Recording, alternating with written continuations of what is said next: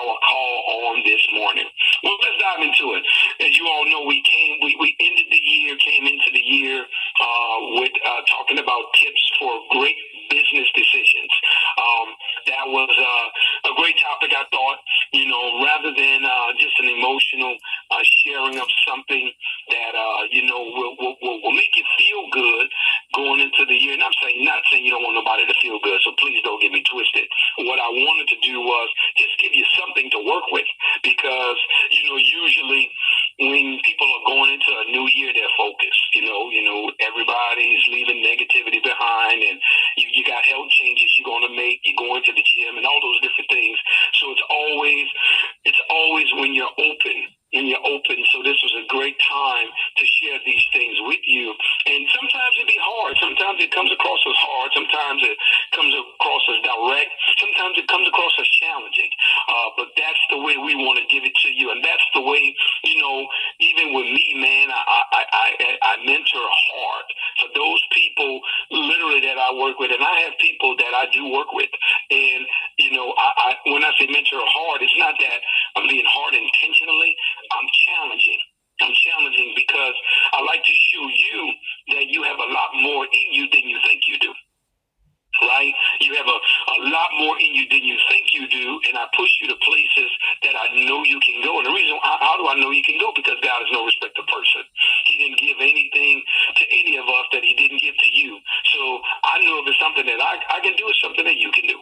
I know if it's something that's been done before, you can do it. That's my point. And I want you to see that. And it's just that you got to put in the time. You got to put in the pain. You got to do all the things that it takes to literally get there. But I know it can be done. That's the point of this.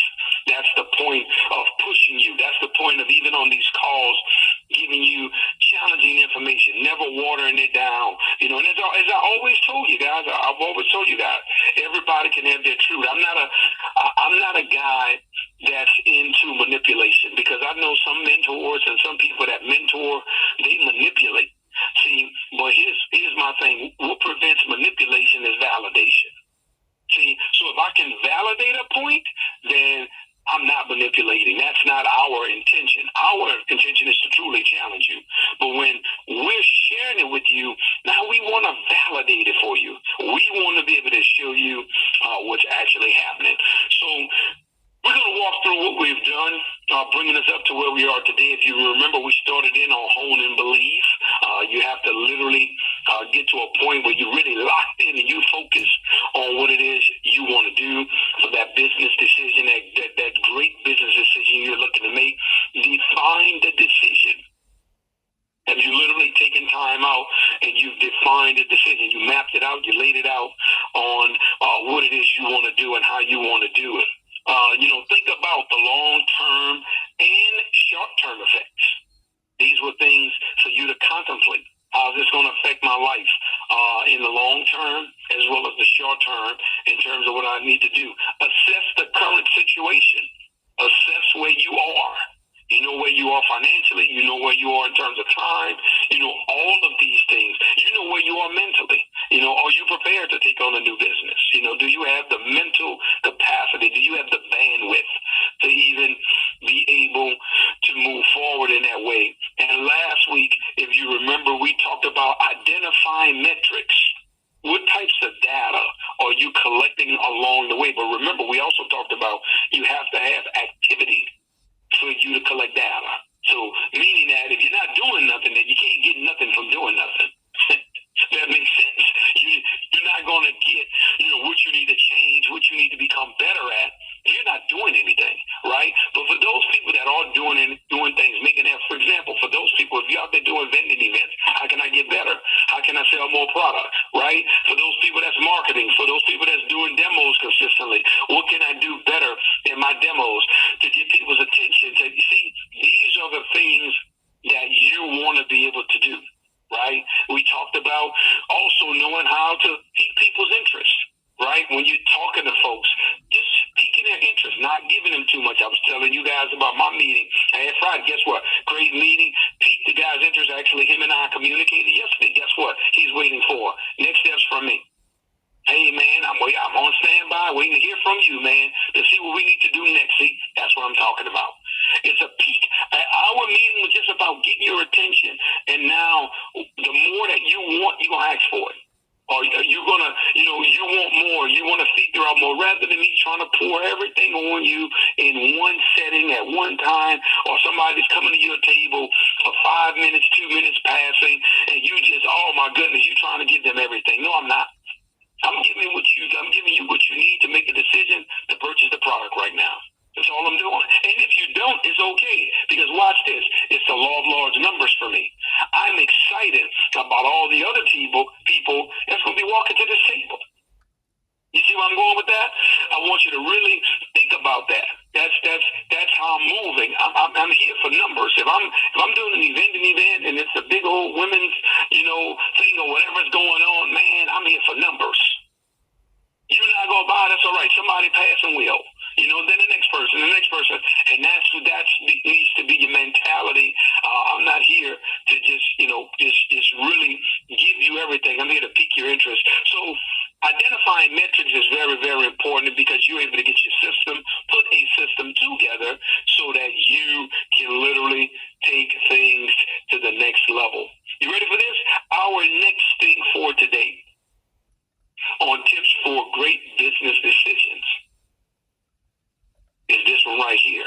This one right here is going to be challenging for a lot of people. Watch what I'm about to tell you. That's in tight financial situations. I'm going to say that again. This one today is going to be challenging for a lot of people that are in tight financial situations, because you're not going to have the time and the mentality to literally let something manifest, let something open up, let something develop. Why? Because I need it to work right now. It's got to happen right now. There is no other option. There is no choice. There is no, it's got to work now, right? And that one is pace yourself. Pace yourself. See, the one thing you don't ever want to do is you don't want to burn out. It approaches all of us. Come on, none of us are immune. And when I say burn out, you just get tired. I'm talking about physically. I'm talking about mentally. You're tired. You've been battling. You battle so many outside things in terms of relationships, just things you have to do for your kids, just life in general, right? But the thing that you have to always do, you have to have a commitment to your goal and your dream that you're willing to work with, and you're willing to pace yourself doing it. You got to be willing to come on, think about it. I want y'all to think about this. Every last one of us, right? Every last one of us on this call, I don't think nobody's exempt from this. Who wouldn't want to have something happen yesterday that they want to have? Oh, I want to be rich. I want to have money. I want to have this. I want to have that. Who wouldn't want to have that yesterday? Immediately you want it. You want all your bills paid. Oh, I don't want to have to ever worry about how I will pay a bill again in my life. Who wouldn't want that? Everybody named Mama would, right? The thing that you have to understand, it can be accomplished, but the way that it has to be accomplished is just pacing yourself. Just literally, it's like running a marathon. You got to understand, guys, when you're running, let me say this. I've never ran a 26-mile run. The furthest I've ever ran is a 5K, right? I've never, ever ran a 26-mile marathon. I've read about it, right? I saw information on individuals that ran 26-mile marathons, so I think they would know the information they're sharing would be valid for us to take and understand, because they actually did it. One of the things that they said that was key to completing the marathon was, number one, obviously pacing yourself.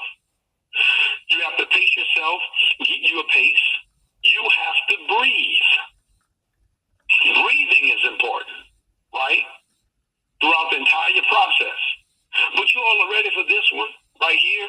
Because, and I talked about this, right? And I talked about this, and it is so parallel to life. Anybody that's listening to this call over any amount of years, you heard me share this before. when you are running a 26-mile marathon, at the 20-mile mark, you run into something called the 20-mile bump. That's what it's called, right? So at 20 miles for most marathon runners, because remember, nothing is absolute. So nothing you say can apply to everybody.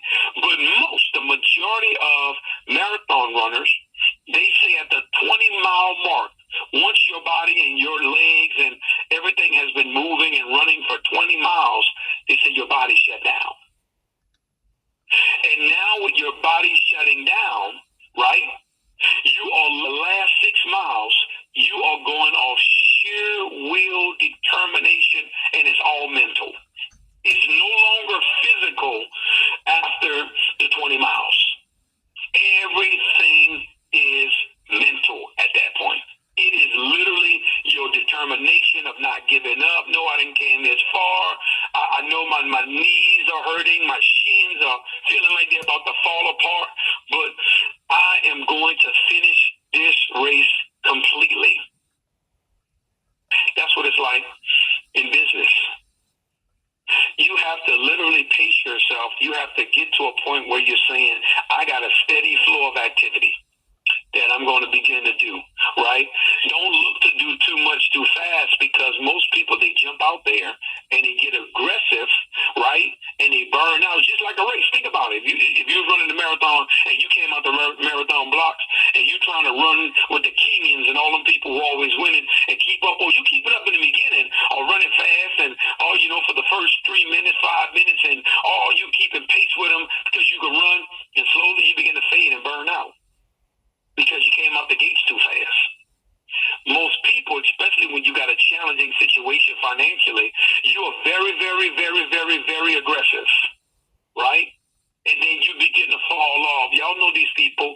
You don't hear from them anymore. You don't see them anymore. Come to any meetings. They don't get on no trainings anymore.